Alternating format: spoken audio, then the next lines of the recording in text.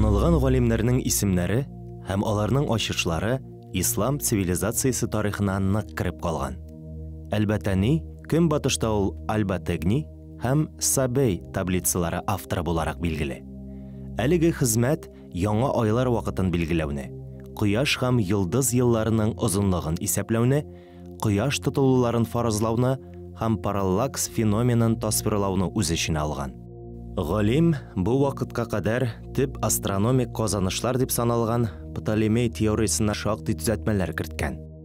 Птолемей вакытында кояш 65 градус озынлыкта торган, Әлбәттәни аның торышын 82 градус озынлыкта исәпләп чыгара. Исәпләүләр өчен мондый аерма зур була. Хәзер без моның кояш системасы галәм киңлегендә хәрәкәт итү сәбәпле булуын беләбез. 12-нче гасырда Әлбәттәни тикшеренүләре латин теленә күчерелгән һәм Европада танылу алган.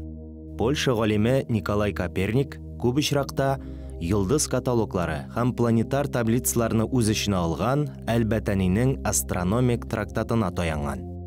Икенче бер галим Әбу Райхан Мөхәммәд ибне Әхмәд Әл-Бируни җирне үз күчәре тирәсендә әйләнә дип санаган һәм җир әйләнәсенең озынлыгын ачыклый алган.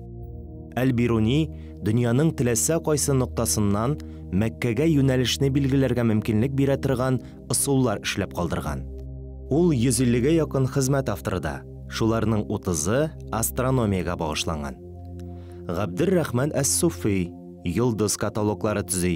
Аларны хәрәкәтсез йылдызлар йылдызлыгы китабында сурәтләп, йылдызларның торышын, зурлыгын һәм төсен күрсәтә. Бу каталог 1018 йылдызның төгәл координатларын үз эченә ала. Әлеге хезмәт шулай ук Андромеда томанлыгы һәм Магеллан болытлары йылдызлыклары турындагы безгә кадәр килеп җиткән беренче тасвирламаны керткән. Ибне әш-Шатир кояшның почмак радиусын обскура камерасы ярдәмендә билгели. Ул бу зурлык Птолемей теориясына караганда киңрәк шикләрдә үзгәрә дигән нәтиҗәгә килә. Николай Коперникның планетар теориясе нигезләнгән модельләр математик яктан Ибне әш-Шатирныкы белән бер үк. Ә ул исә аларны поляк галименә кадәр гасырдан артык алдан эшләп чыгара. Әз-Заркали кояшның, айның һәм планеталарның хәрәкәтсез йылдызлар белән чагыштыргандагы күчешен фаразлый торган Толедо таблицалары авторы. Алар нигезендә 13-нче гасырдан 17-нче гасырга тикле Европа гамәли астрономиясенең нигезе булган атаклы Альфонсо таблицалары төзелгән. Әз-Заркали катлаулы астролябия төзи. Аны кайсы географик нуктада урнашуга карамастан куллану мөмкин була. Шулай ук Куртүбәдән булган Ибне Рушд кояш тапларын ачкан диләр.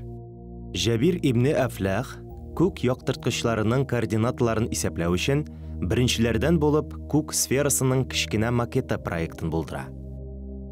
Ибне Юнус диаметры 1,4 метр булган зур астролябиядән файдаланып күзәтүләр үткәрә. 3 дистә ел эчендә ул кояшның торышы турында 10 меңнән артык язу калдырган. Гарәп астрономиясе күк турындагы фән үсешендә бик кирәкле этап була. Мөселман дөньясы галимнәре кайбер астрономия әсбапларын камилләштергәннәр һәм яңаларын уйлап тапканнар.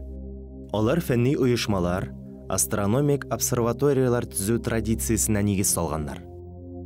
Ниһаять, нәкъ менә ислам илләренең галимнәре астрономик теорияны физиканың бер өлеше итәргә беренче булып тәкъдим иткәннәр.